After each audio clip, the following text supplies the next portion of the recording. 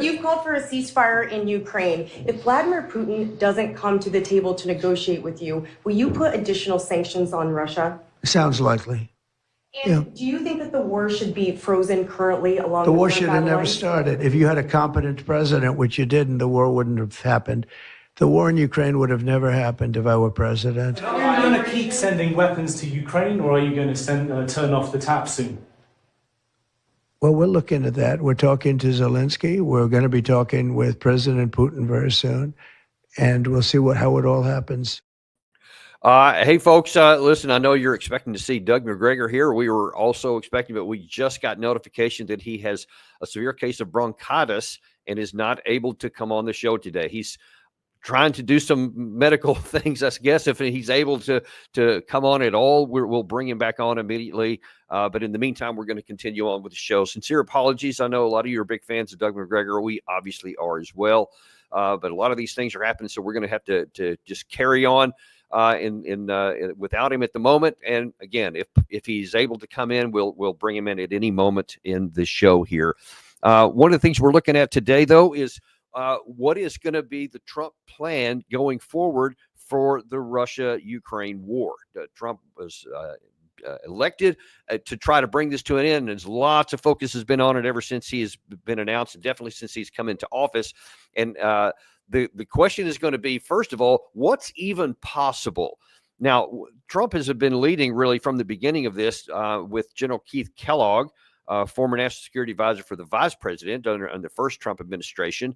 And the Wall Street Journal is out today actually saying that it's going to be a little more challenging than one might expect, because there's some problems with his key guy, Kellogg, who, by the way, has said that his plan is that he wants this to be a negotiated and finished deal within 100 days, which is a very, very aggressive timeline. But the key points of it, that he wants a ceasefire and a freeze of the current line of contact, so that whatever the Russians have gained so far, that's what they're going to keep, and it's not going to go back to include Crimea. There will be no discussion of NATO for 10 years, and then Zelensky will still remain in power. Those are the key points of the Kellogg plan. But as the Wall Street Journal is pointing out, there's some real problems with that, not just from the plan itself, but from the guy who's involved with it. The article talks about some of his colleagues do not hold him in especially high regard, saying that during his first term in office, he was in a number of the important meetings, but rarely had any positive things to contribute to the ideas that were being floated. And as you see there on the screen, sorry, Gary, the article continues to say, like some of Trump's other special envoys, Kellogg appears to have been named despite a lack of relevant expertise, but he has never served as a diplomat. And if his experience in the White House is any indication, he won't partake in any real negotiations with Russia, his former colleagues say. In Moscow, Kremlin officials have derided the Kellogg plan as a non-starter. And the Kremlin-controlled tabloid, I won't even try to pronounce that, Pravda, called the plan a combination of gingerbread and whips, which presumably in the Russian language is not something you want to have going into a negotiation where you want to get the other side to give in here. So if the plan itself is a non-starter, and if the key envoy is held in low regard, one of the first things I'm just wondering is, wow, how's it going to be when Keith Kellogg, and we've shown a number of sound bites with him especially over the last couple of months, is going to sit down with Sergey Lavrov. So just imagine that. You got a guy who's never had any diplomatic experience, and he's going to sit across from Sergey Lavrov, who is, I think, without question, whether you love Russia, hate him or love him, he is the dean of diplomats in the world today. Period, bar none. Nobody has been in office as long as he has. Nobody has as much diplomatic experience as he does. And we've seen him over the years. You may recall shortly before the Russia-Ukraine war started, the secretary, or the Minister of Defense at the time for the Great Britain, Liz Truss, was just humiliated in public when she didn't know some basic geography of Russia, and how he handled that. And we've seen him with Tucker Carlson. I mean, he's a consummate politician. He's a consummate diplomat, and is just very, very skilled at reading people, taking care of all that. And then you got a guy coming in who apparently doesn't have all that many great ideas. It seems to have a simplistic view of things, and he's supposed to be the negotiating lead for the Trump administration. So it seems pretty likely that the opening gambit is probably not going to go too good. And for the Russian side, we have Vladimir Putin here recent days reaffirming that he's indeed willing to talk, but he has some caveats. We're also open for dialogue with the new US administration on the Ukrainian conflict. The most important thing here is to eliminate the fundamental reason for the conflict. That's the most important. And as for settling the situation itself, its goal should be not a brief ceasefire, not just getting some time to regroup and rearm and carry on the conflict, but a long-term peace based on respect to lawful interests of all people and nationalities living in the region. And of course, we're going to fight for the interests of Russia and its people. This is actually the goal and point of the special military operation. So Russia is not interested in a ceasefire. I mean, that's one of the first points of the Kellogg plans, to have a ceasefire so they can discuss things. But separately, we've seen Sergey Lavrov just categorically dismiss that and said that's a road to nowhere. All that's going to do is give the Ukraine side time to recover and to rest up, to get more ammunition and weapons from the United States. And so far, the Trump administration, since it came in, has said that they're putting a 90-day pause on foreign aid so that they can determine to make sure it's actually in America's vital national interest, except for one of the few exceptions was the aid going to Ukraine. So apparently that's going to continue on, at least for now. We don't know how long that's going to continue on. But Russia is clearly saying not only is there not going to be a ceasefire, we want the core causes to be addressed, and we want everybody's security interests to be respected. Now, that's important because Russia said that they started this conflict in February of 2022, according to their view, because they were forced into it because of the security issue and the threats that were raised on their border by NATO's insistence that it was going to issue a membership action plan at some point to Ukraine. And so they said, no, we're not going to tolerate that. We will never allow Ukraine to have NATO in its borders. We'll never allow them to be invited in. And so they literally said and then demonstrated that they're willing to use military force to prevent that outcome. And now, obviously, they've now spent 3 years. Probably hundreds of thousands of dead and wounded Russians have paid for what's happened so far. On top of the somewhere around, best estimates I've gotten from some sources just this morning, probably close to 1 million total casualties on the Ukraine side. And that's both dead and what they call irretrievable losses, people who were so badly wounded they can never come back. Maybe up to 2 million wounded to other less catastrophic sides. But you see that it's just catastrophic for the Ukraine side. But because Russia is on the ascendance and it has paid a great deal of blood, it is in no mood to have easy compromises. So they're not gonna give any at all on the territorial acquisitions which Putin has laid out, which is all of the 4 oblasts that they have annexed in 2022, and implying that there could be more because he keeps talking about taking care of the Russian people. He doesn't specify which Russian people he's talking about. Is it just those in the oblast areas? He just generally talking about all those in the traditional borders of Russia plus these, or is he also talking about some of the people, the Russian people in areas that aren't in those 4 oblasts, like Kharkiv, like Odessa in the south?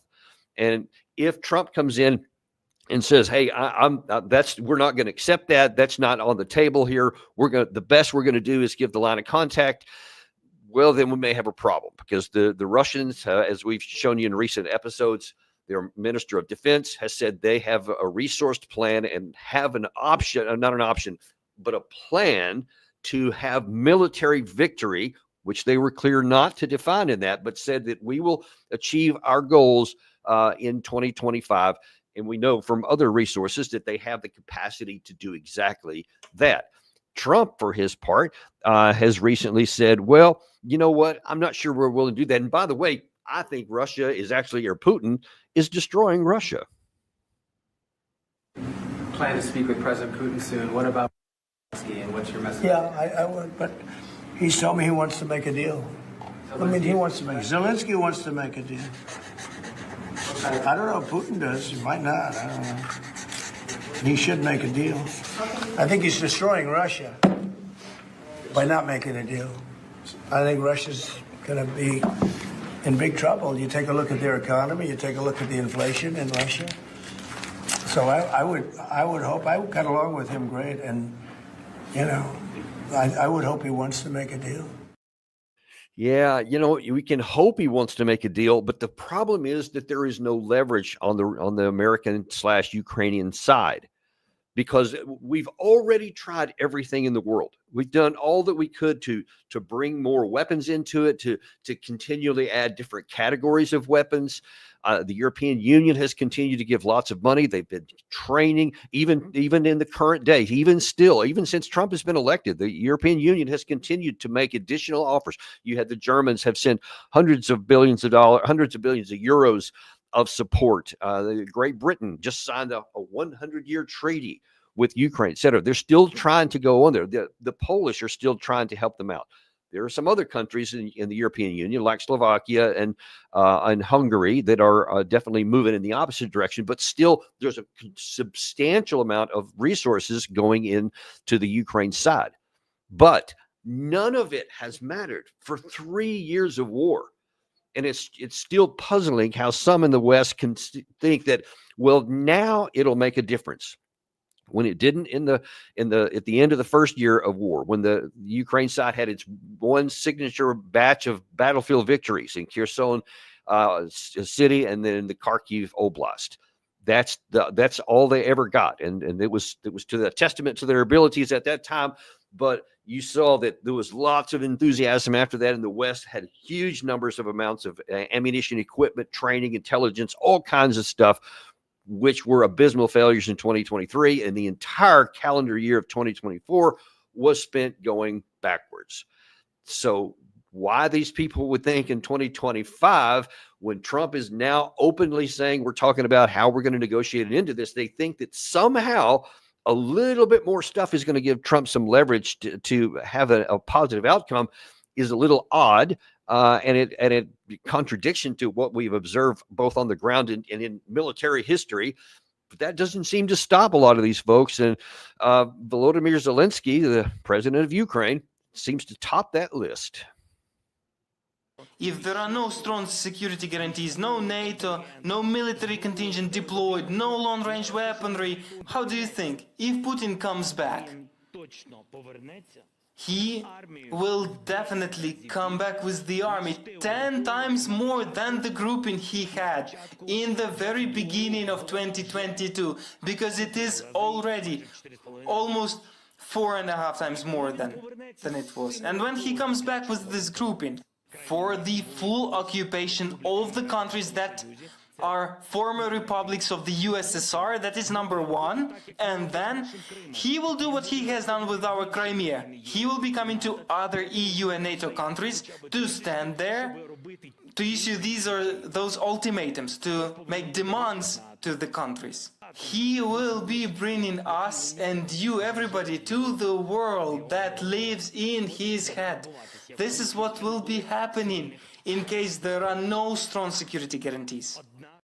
So Zelensky is trying the scare tactics. All right, all the physical support didn't work, but maybe we can scare everybody again. But that playbook's already been tried. I mean, how many times have we shown you over the entire history of the Daniel Davis deep dive? Did we show you that a lot of these claims by so many in the West that, my God, they're coming for us next if they get rid of Ukraine, et cetera. And so and it hasn't made any difference. And as I've shown you many times, and many people recognize now in the West that there isn't the capacity for Russia to do this. They are building the capacity to successfully accomplish all their military tasks here. And you see, even after 3 years of war, it's a relatively small percentage of the western part of Ukraine that has been conquered by Russia. They're on a track. They'll continue on. And probably there's good reason for their Minister of Defense to say that by the end of 2025, they'll have accomplished all their territorial ambitions. They will have, weakened, if not outright destroyed, the Ukrainian military. It's hard for me to imagine. In fact, I just think it would be nearly a miracle if the Ukrainian army were somehow able to continue fighting, suffering the losses of this magnitude that they are, and still be a viable force a year from now. I just don't see how that's possible. So it's likely that the Russians will be able to do what they have said they're going to do. But and anyone who's willing to take an unemotional look at this should be able to identify that, should be able to recognize that's the most likely course of action, almost to the point of as certain as you can get in uncertain human affairs where there's always things that could happen. But any kind of rational explanation shows it is nearly certain that is going to happen. But it doesn't, that message is not getting through. And so, see, when Zelensky makes these claims and then he gets just the least amount of encouragement from others in the European Union, he'll keep going down this path. And he was actually given that, but he's actually asking, by the way, for a force of 200,000 Western troops. He says he wants European Union to give him security guarantees of 200,000 peacekeepers, and primarily that's French and British. And listen, folks, if you do much counting, it's ironic, actually. And elsewhere in his Davos speech yesterday, Zelensky commented that the Ukraine army in its current form, which I think he said it was somewhere around 800,000, is presently, other than Russia, the largest army in Europe. And apparently it's not even close. I think he said that France, Great Britain, and Germany are the next three biggest militaries, none of which are over 200,000. That is a stunning statement. Yet the Ukraine is the biggest army in Europe by a factor of 4. And of course, he's talking about all these other people. He wants them to come to join in with them. But I mean, if you're talking about those three have a total of 600,000 active forces, and you want 200,000 total to be acting as peacekeepers, I mean, that just beggars belief that any of these countries are going to send the majority of their combat power to act as peacekeepers indefinitely. I mean, the ask is just astronomical. So rationally, you would think, okay, they're just going to laugh at that. They're not going to even talk about that. But unfortunately, you've seen some discussion. They're saying, well, maybe not 200,000, but we maybe can pony up 40, 60,000 of various types in Europe. Then he got a little bit more encouragement from the current chief of the British Armed Forces. I believe his name is Lieutenant General. What was his name? That's it, Mike Elvis. Thanks for putting that up there, Gary. This was reported. This is today, folks. This is brand new news here. General Elvis is the commander of the field army, warned that once the fighting stops in Ukraine, by whatever means, he said that there will be a race for armored forces of the various nations to prepare for the next war. Speaking at the International Armored Vehicle Conference in February, he said, what is certain is that once the guns fall silent in Ukraine, there will be a Russian resurgence, reconstruction, and more collusion with a new axis of aggressors. We used to call it an axis of evil. Now they're calling it an axis of aggressors because that's a good marketing tool to scare more people. And we showed you just a couple of days ago, the German general is warning that Russia is not just replacing battlefield losses at a greater rate. They're not just putting more troops, more planes, more tanks, more ammunition, more drones, all those kind of things. He said they're building up for a force that could potentially take on NATO in the next 5 to 8 years. So instead of Europe looking at Zelensky and saying, dude, pack it in. It's just not going to happen. We gave you 3 years of everything that we could, and it still didn't fly. And instead, they're keeping him fueling on with his desire to go on, because obviously he doesn't want to lose, but there's nobody in Europe that's going to fight for Ukraine. That is important. They're talking about maybe sending some peacekeepers in afterwards, but I think they know that's a complete non-starter. Russia has unequivocally and directly said that will never be part of any negotiations. And again, let me get back to the key point. They don't have to give in on that. They don't have to there's no leverage that's going to make Russia go, all right, I tell you what, we'll take this territory here, we'll get this, and then we'll give in and let you have Western troops being permanently on Ukrainian territory up to what will then be the border of Russia. It's never going to happen. then you have to ask what is going on with the senior leaders in Europe and with their military leaders, their political leaders, things that are clearly never going to happen. They don't want to fight with Russia. They don't. They definitely don't. At least not now. Then now you hear them, they're talking about building up. And I think that some of them really believe that there's going to come a war in the future. So they want to start getting this done.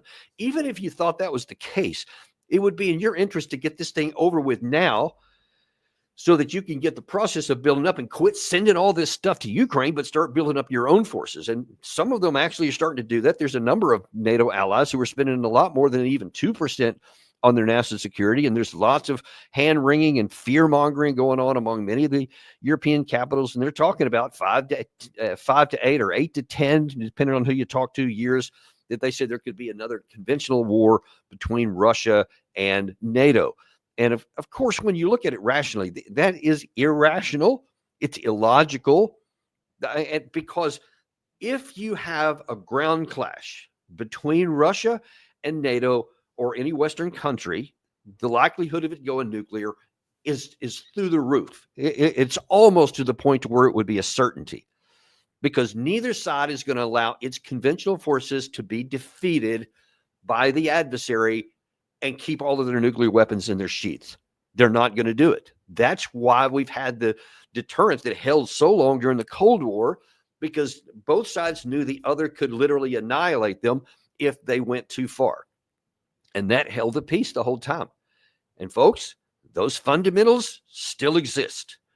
The nuclear weapon stockpile on both sides of that line will still destroy and wipe out the other side.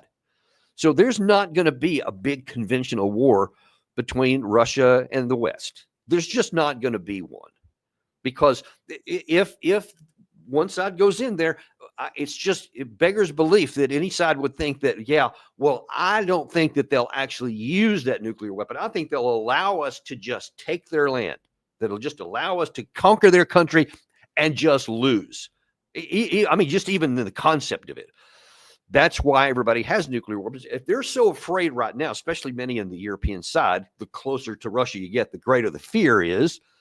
Then why does anyone think that they would then, with the possession of nuclear weapons on the continent, refuse to use them if you're on the Russian side? And of course, if you're on the Western side, you already know, because we've been apparently close in 2022 for Russia to use nuclear weapons when they thought that they were tactically going to suffer losses inside the country of Ukraine. Forget about actually any territorial acquisitions or something that would later be called Russia. So you see what the ground situation is here, what the reality is diplomatically, militarily, strategically, especially with strategic weapons. All of this is now facing the Trump administration. There is a piece out in Time magazine, I think it came out yesterday, which shows how the Biden administration knew what was going on with some of these things here. You had Biden had said that he had an objective, and you see the title there. It's why Biden's Ukraine win was Zelensky's loss. And what you have here is when Russia invaded Ukraine nearly 3 years ago, President Biden set 3 objectives for the U.S. in its response. Ukraine's victory was never among them. The phrase the White House used to describe its mission at the time supporting Ukraine was "for as long as it takes," which was intentionally vague. And of course, as I've said all the time, ever since they started using it, for as long as it takes to do what, which was apparently intentionally never answered. The U.S., in other words, made no promises to help Ukraine recover all the land Russia had occupied. The reason was simple. Green, this was somebody who was in the National Security Council under the Biden administration, says the White House's view doing so was beyond Ukraine's ability, i.e. they knew Ukraine couldn't win. That was not going to be a success story. Ultimately, the more important objective was for Ukraine to survive as a sovereign democrat country, free to pursue integration with the West. And we'll just stop right there. So there were 3 things that the Biden administration wanted to do. The first one was completely irrational. So Russia's bigger, stronger, more powerful. All this balance of power I keep talking about all the time. I said I don't understand how the administration can't see that. Well, apparently they did. Apparently they did understand that. And still, knowing that, they say, well, one of our objectives is for Ukraine to remain a free and sovereign power. How are you going to accomplish that? if you know that that the other side has the capacity and the political will to conquer all of that if you keep fighting. So that's the first point here. That's the first thing. Their objective, their number one objective, was irrational, but they held it anyway, even knowing the actual balance of power. Then, Gary, if you could put that second one up there. Then the other two, it says Biden also wanted the U.S. and its allies to remain united, and he insisted on avoiding direct conflict between Russia and NATO. Looking back on his leadership during the war in Ukraine, certain to shape his legacy as a statesman, Biden achieved those three objectives. This is the shocking part to me. The Biden administration, apparently other officials in there, actually think that what he did worked and that they accomplished something and it succeeded. And gracious, if you just look at the landscape that has just been destroyed. We've shown several times what the landscape in the Gaza Strip looks like after 16 months of war there and how it's just a moonscape. We could do the same thing in city after city after city after city in Ukraine. Apparently 1 million men have either been killed or so seriously wounded they can never fight again. So that means potentially up to 300,000 Ukrainian men are now disabled to such an extent that they can barely even survive, and that they can't even fight again. So that means they're going to need care for the rest of their lives, or a good portion of it at any rate.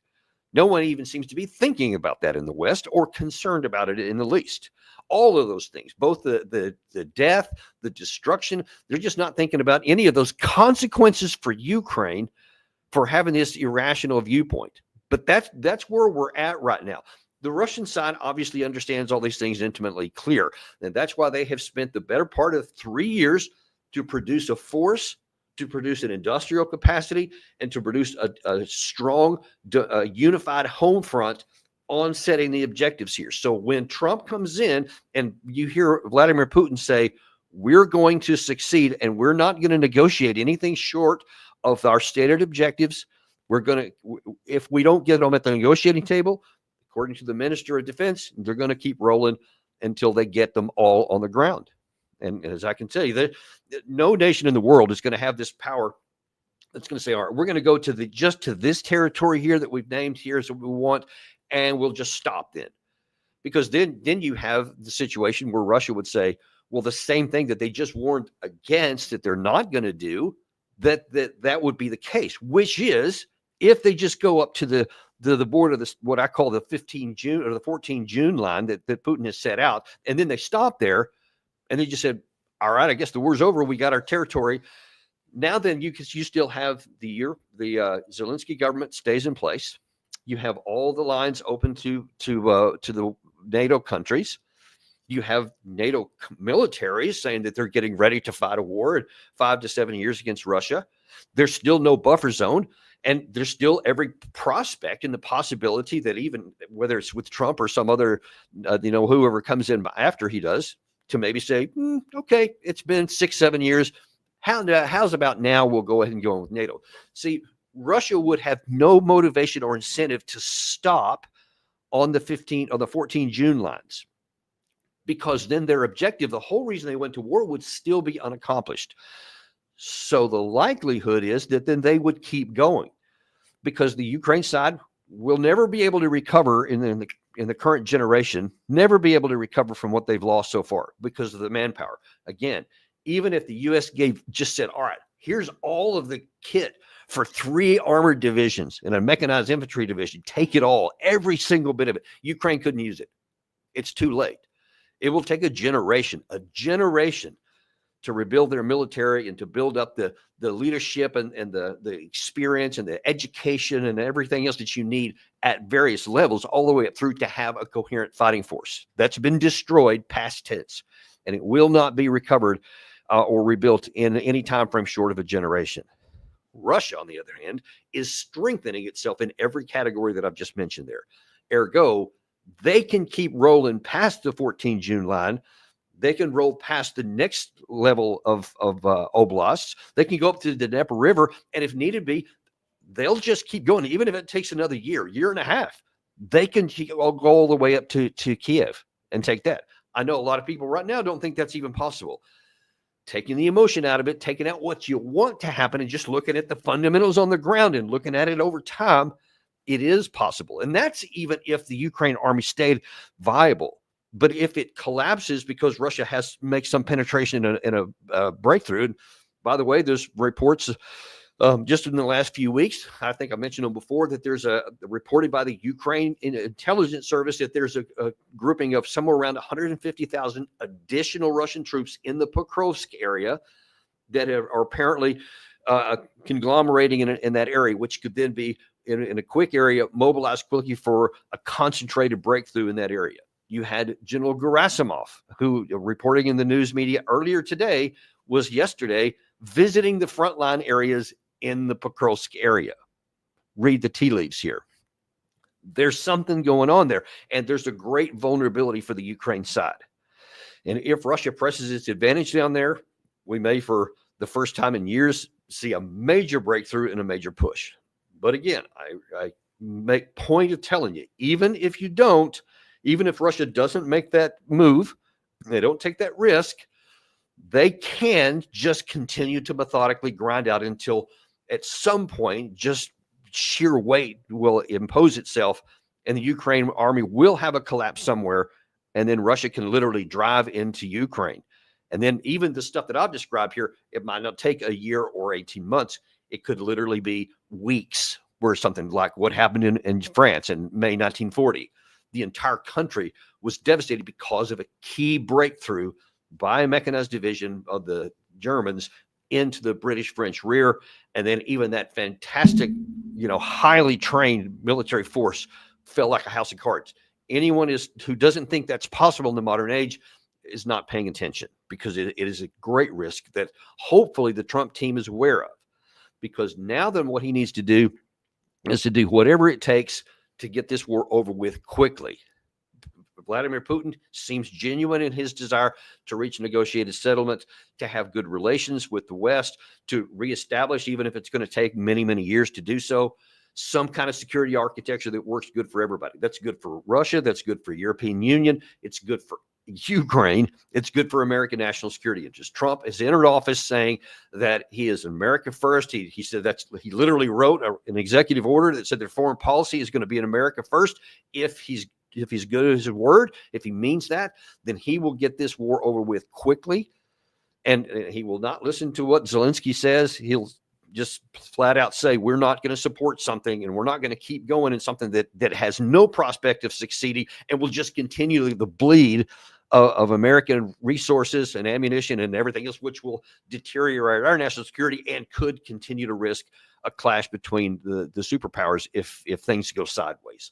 I don't think he'll do that. So we'll wait and see how it's going to work out. But everybody needs to understand that right now, whatever Trump is saying and whatever kind of great deals that people hope that he does, they have to understand that he can be the greatest negotiator in the history of the world. But if he doesn't have the assets and the leverage to be able to impose anything on the other side, and he doesn't, then he can't work a miracle, because no country that's in the history of mankind from a position of military strength ever agreed to an outcome that benefited the other side when they have the power to impose something on their own that would leave them in future vulnerability. It's not going to happen. It's never happened. It certainly won't happen going forward here. But we'll continue to track this. We'll continue to watch it. And really sorry that Doug wasn't here today. I know he really wanted to be. And we'll have him back on as soon as possible. In the meantime, we're going to look specifically at the Trump administration a little bit more broadly than just the Russia-Ukraine war here. What Trump's first 48 hours have been, the good, the bad, and the ugly. This is from CIA analyst Larry Johnson. That will be at 2 o'clock. No, I'm sorry. That will be at 1 o'clock this afternoon here, just about 20 minutes from now. We'll look forward to seeing you back there. Do like and subscribe if you haven't on the way out, and we'll look forward to seeing you in about 15 minutes.